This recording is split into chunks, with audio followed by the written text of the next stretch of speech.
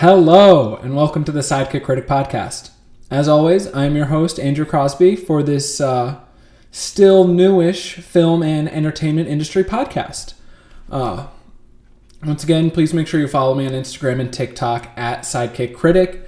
You can watch full episodes of my podcast on YouTube, the Sidekick Critic Podcast, or you can listen on Spotify.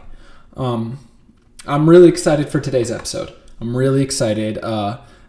This Sunday is the 95th Oscars, so I'm going to start the episode talking about the Oscars and giving some of my predictions, and then I'm going to talk about the movie I just saw, which I am really excited for, Creed 3.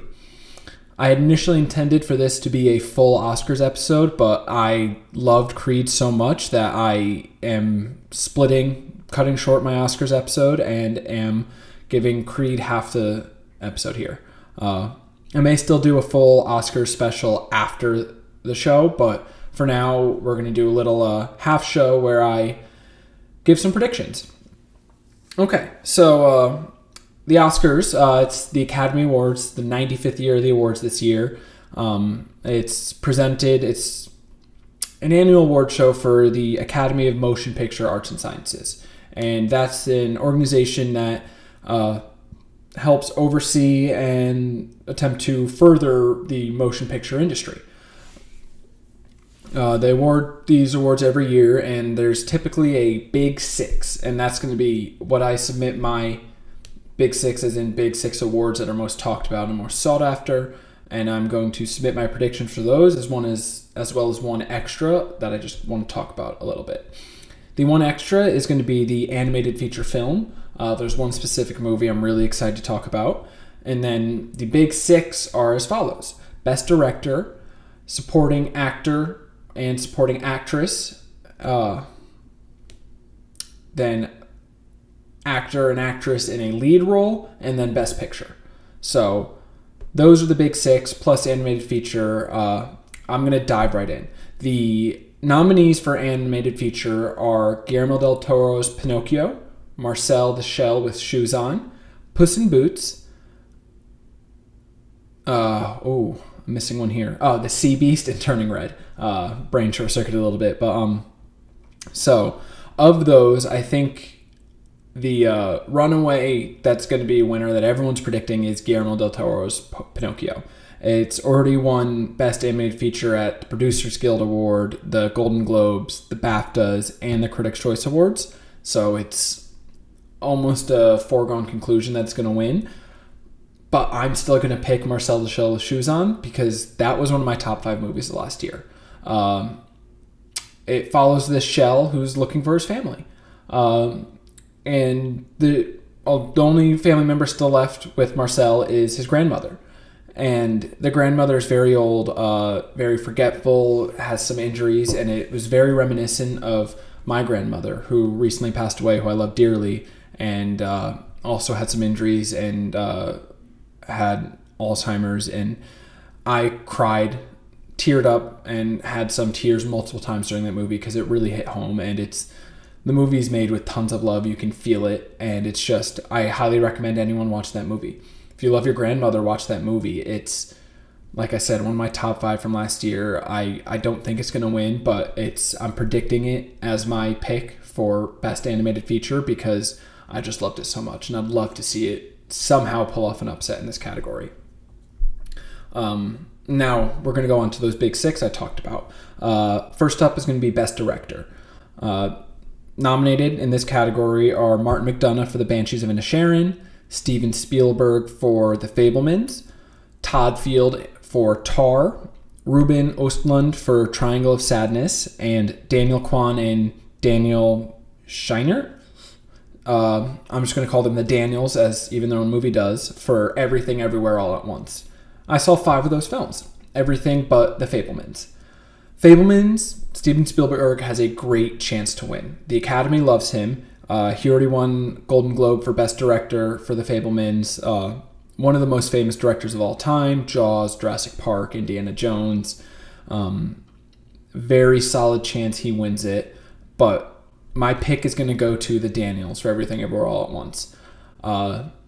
every once in a while, there's a movie that just sweeps at the Academy Awards and wins 10 plus awards. I really think Everything Everywhere All at Once from A24 has a solid chance to win over 10 awards. I don't remember exactly how many they're nominated for right now, but it's in my top 5 from last year. So is Banshees. Martin McDonagh did a great job in Banshees. That was my top movie. Everything Everywhere All at Once was number 2. But I think they're going to win for Best Director. There's so much going on in that movie. It's a very interesting premise, and I would love to see them win. So, one prediction down. We're going to go on next to Actress in a Supporting Role. We're starting with Actress because I'm recording this on International Women's Day. So, shout out to all the lovely women in my life. The nominees for Actress in a Supporting Role are Angela Bassett in Black Panther Wakanda Forever, Hong Chow in The Whale, Carrie Condon in The Banshees of Inisherin, Jamie Lee Curtis in Everything Everywhere All at Once, and Stephanie Hsu in Everything Everywhere All at Once as well. I'm looking, as I'm making my predictions, I'm looking at a few other award shows. I'm looking at the BAFTAs, which is the British Academy of Film and TV Arts, the Critics' Choice Awards, the Screen Actors Guild, and the Producers Guild of America Awards. Also the Golden Globe Awards. Those are kind of some of the most prestigious awards and the ones you'll hear about the most. There are countless other award shows, different publications and unions and groups put on award shows, but these 6 are the primary ones that you will hear about the most. Angela Bassett has won a Golden Globe for her role in Black Panther and won a Critics' Choice Award. And she's incredible. She's my prediction to win. I fully expect her to win. I think she'll be the first acting win in the MCU, and she'll be the 4th Academy Award win for the MCU overall. The other movie to win, Black Panther, won 3 Academy Awards for costume, score, and production design. So I think this will be huge for the MCU if they can get their shit together in the next 2 years. I think they have a solid chance to put out some more acting awards and more nominations, possibly win. And I don't think they'll ever win a Best Picture, unfortunately. I think Endgame should have won Best Picture and it didn't. So if that didn't, I don't know how they'll be able to top that. That's one of my top 5 movies of all time. But Actress in a Supporting Role, I'm picking Angela Bassett. She was incredible in this movie. I did love that movie. It did make it into my top 10 last year. All the movies that the actresses are in from this category, The Whale, Banshees of Inisherin, Everything Everywhere, that's a mouthful, Everything Everywhere All at Once, and Black Panther Wakanda Forever, all 4 of those movies were in my top 10. So all outstanding performances from all these women, but I do believe Angela Bassett, the tide is going with her. I think she's going to win for Actress in a Supporting Role. As for Actor in a Supporting Role, I think this is almost a no contest.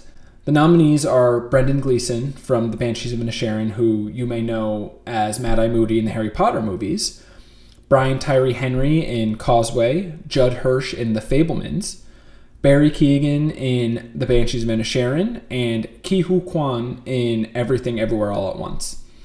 My prediction is Ke Huy Quan, Everything Everywhere All at Once, is going to win multiple awards on Sunday night, and he's going to be a big one.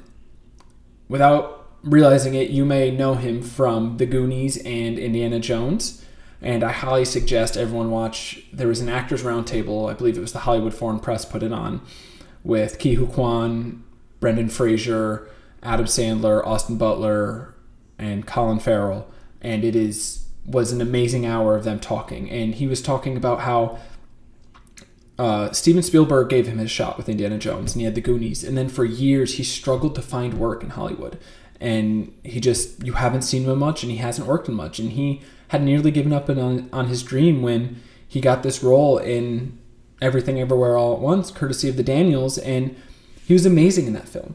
He plays the husband, and it was just a stellar performance, and he is more than deserving. He's already won the Screen Actors Guild Award, which is Some actors may say that is their most prestigious award because it is awarded amongst their peers. It is the Screen Actors Guild is an actors union. He won the Golden Globe for Best Supporting Actor in a Musical or Comedy, and he won the Critics' Choice Award. And I have no issues with that. He's my pick because he deserves it, and everyone loves a feel-good story, and this is a comeback story and a feel-good story that it just makes sense for him to cap it all off with an Academy Award. And there's a couple, specifically one other feel-good story this year that I will touch on a little bit later, but I am so excited to hopefully see Ke Huy Quan win. He's given some great speeches. You can feel the emotion, and he's just so genuine in his speeches. And it means so much to him to be in this place in his life. So I hope to see him win on Sunday for actor in a supporting role. Once again, leading off with the women, we're going to look at actress in a leading role. The nominees are Cate Blanchett for her role as Lydia Tarr in Tar, Ana de Armas for playing Marilyn Monroe in Blonde, Andrea Riseborough for To Leslie, Michelle Williams in The Fabelmans, and Michelle Yeoh in Everything Everywhere All at Once. I think this is a two-horse race. It's going to come down to Cate Blanchett in Tar and Michelle Yeoh in Everything Everywhere All at Once. For months prior to the release of Tar, because it came out at, I think it was Telluride International Film Festival, everyone was talking about how Cate Blanchett deserves to win the Academy Award for actress in a leading role. She's been the runaway favorite for months now, and she won a Golden Globe, she won the BAFTA, she won the Critic Choice Award for her role there. But Michelle Yeoh has picked up steam. She's the lead character in Everything Everywhere All at Once. She's the mother. The emotion she brings out in that film is incredible in what is a truly incredible film. And this is a very tough choice for the Academy, I believe, because you have Cate Blanchett in what was the best character study of the year last year, possibly, playing Lydia Tarr, an extremely successful composer, following her downfall. And you have to watch Cate Blanchett go through this, and it's truly spectacular the way she's able to portray that. And there's a reason why she was labeled as a runaway favorite for this award, but I'm going to pick Michelle Yeoh. Like I said earlier, I just think Everything Everywhere All at Once is going to run away with so many awards, and I think Michelle Yeoh will pull off an upset because of that. And I'd be delighted to see her win. My number 2 movie of the year, winning multiple awards. I've already picked them in 3 of the 5 categories I've gone through so far. It wouldn't surprise me. So Michelle Yeoh, actress in leading role. On to actor in a leading role. The nominees are Austin Butler in Elvis, Colin Farrell in The Banshees of Inisherin, Brendan Fraser in The Whale, Paul Mescal in After Sun, and Bill Nye in Living. I may have pronounced Bill Nye wrong because I'm thinking Bill Nye the Science Guy, but this is what I believe to be a 3-horse race. And I think all 3 of them have a really solid chance to win, and it's a tough pick. You have Austin Butler's Elvis. He won the Golden Globe for Best Actor in a Drama, and he won the BAFTA for Lead Actor. You have Colin Farrell in The Banshees of Inisherin, who won the Golden Globe for Best Actor in a Musical or Comedy. And then you have Brendan Fraser, who won the Screen Actors Guild Award and the Critic Choice Award. The Academy has given awards to actors playing a musician in a biopic before. Rami Malek won for his portrayal of Freddie Mercury.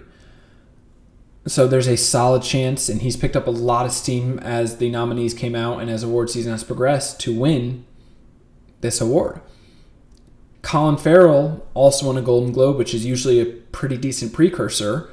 Colin Farrell was great in The Banshees of Inisherin. As I said, it's one of my favorite movies last year. Being the lead character in that film, you're going to have a solid chance to win. And then you have Brendan Fraser, who is the other feel-good story of the Academy this year. This man was blacklisted in Hollywood. He was blacklisted and he stepped away because he was unhappy. There was conflict, and you didn't see him for years after he was shaping up to be one of the premier movie stars in the late 90s, early 2000s. I love the Mummy movies. I loved him in Looney Tunes Back in Action. So seeing Brendan Fraser return, he's a very genuine man. He's very kind. He is blown away with the support he's getting from his role in The Whale. He's my pick to win. I think he is the best feel-good story of this award season, and I want to see him take home the Academy Award to cap that off, as Ke Huy Quan hopefully does. The Whale is one of the most visceral movies I've ever seen. It's about this man trying to reconnect with his daughter, but he has an eating disorder, and he's been slowly killing himself by overconsumption. And it's hard to sit through at times, that movie, but it's a testament to how good it is, and it's a testament to how great Brendan Fraser is in it. So, finally, Best Picture, the big one. Best Picture has 10 nominees. They opened it up a few years ago, and those nominees are as follows: All Quiet on the Western Front, Avatar: The Way of Water, The Banshees of Inisherin, Elvis, Everything Everywhere All at Once, The Fabelmans, Tar, Top Gun Maverick, Triangle of Sadness, and Women Talking. As of right now, I've seen 7 out of 10 of those movies. This is a close race. There are countless movies, not countless of course, but there are multiple movies that can win, and I think it comes down to really 4 overall. The Fabelmans, The Banshees of Inisherin, Elvis, and Everything Everywhere All at Once. The true dark horse of the category, before I touch on those, is All Quiet on the Western Front. It's almost a lock to win Best International Feature, and it can go the way Roma went a few years ago of winning Best International Feature and Best Picture as a Netflix film. I don't think that's going to happen, unfortunately. I truly believe it's going to go to Everything Everywhere All at Once. That's been the theme of this discussion here, that Everything Everywhere All at Once, I believe it's going to sweep multiple awards and just be the big winner of the night, and that's great. I love A24 films. I think this is one of their best, and I want to see them get that recognition and continue to put out more and more movies that are just such a high quality. And some of them are hard to watch. They're such quality movies that it's hard to sit through, but not every movie has to be fun and just be a good time and a laugh. Some movies can be hard to sit through and can make you think and really look inwards and leave you uncomfortable. And sometimes that's the mark of a great movie. And The Whale is A24, that's one of those. Everything Everywhere All at Once is one that really makes you think. It hits both sides, that it makes you think and has a lot of deep meanings, but it's also a lot of fun. I highly suggest everyone go watch Everything Everywhere All at Once. As much as I want The Banshees of Inisherin to win, as that was my top movie last year, I think Everything Everywhere All at Once was the best movie. And one day maybe I'll touch upon my distinction between my favorite and the best, but I think Everything Everywhere All at Once is the best, and I think it'll win.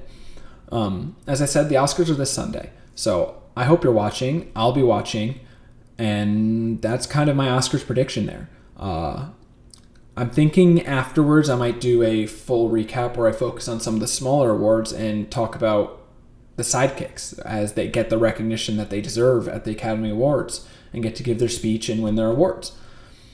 But for now, that's enough of the Oscars today, because I want to talk about a movie I just saw. Like I said, I planned on doing this as a full Oscars episode, but I had to change my plans because of how excited I was about this movie. Last night I went and saw Creed 3, and spoiler alert, it is currently my favorite movie of the year.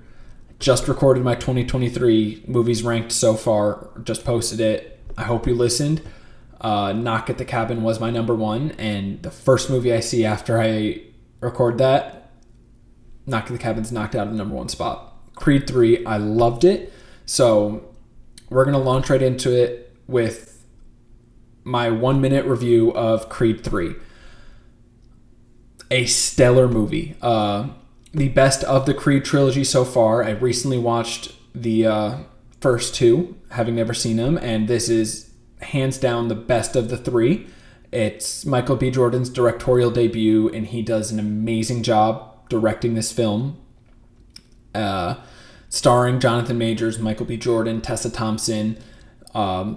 There's so many things that are done well in this movie. I'm really excited to touch on them specifically, but it's